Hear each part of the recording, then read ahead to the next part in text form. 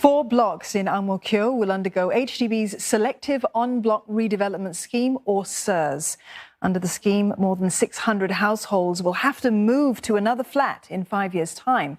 This is the first SERS project announced in nearly 4 years. Rebecca Mateo with this report.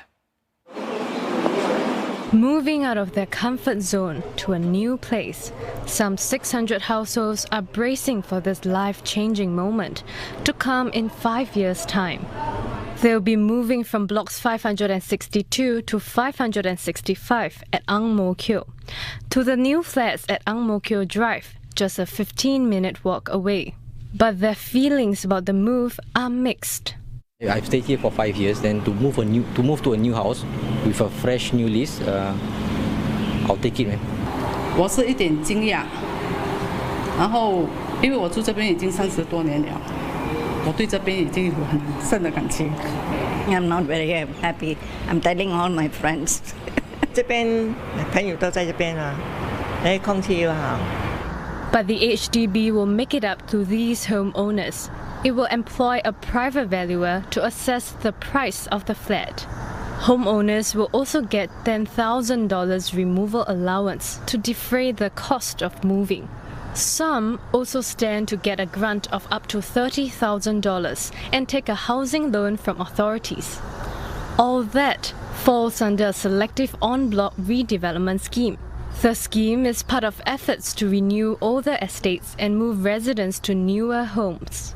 But only a few places will qualify for it. Only 5% of all public flats are suitable for redevelopment under the Selective On-Block Scheme, otherwise known as SERS. Some considerations include the redevelopment potential of the land and the availability of the replacement sites. To date, there are more than 41,000 households across some 80 sites that have or will be undergoing the scheme. Officers from the scheme will be around the neighbourhood to answer any concerns residents may have.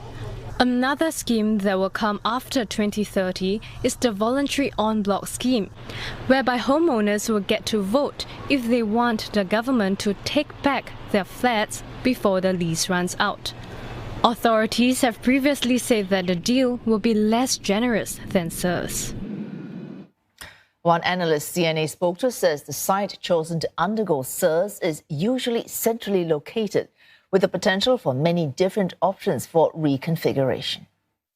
We did a quick check on the area. It seems like it has a very high, it can build taller to, I think, 36 stories at the maximum. So I think there's still a lot of room for it to be redeveloped into either more newer developments or, newer public housing developments or private housing developments. And Dr. Lee adds that the value of the new site is likely to match that of affected blocks under the SERS development. That's even though some executive apartments, or EAs, which were converted from 2 adjoining 3-room flats, will not find a like-for-like match when they move, but other factors could make up for that. Based on the replacement site, the site is probably quite a good site, and then the location is better, and given that the lease is longer, it's possible that the values actually still be comparable to what the EA unit is selling because of the shorter lease that they have, and of course the conditions too. So I think in most cases they will try to make it into a quid pro quo kind of basis, so there's no excessive cash or excess cash that comes out from it, unless there's certain fixtures that the owner has put in place and actually command a much higher valuation in that case.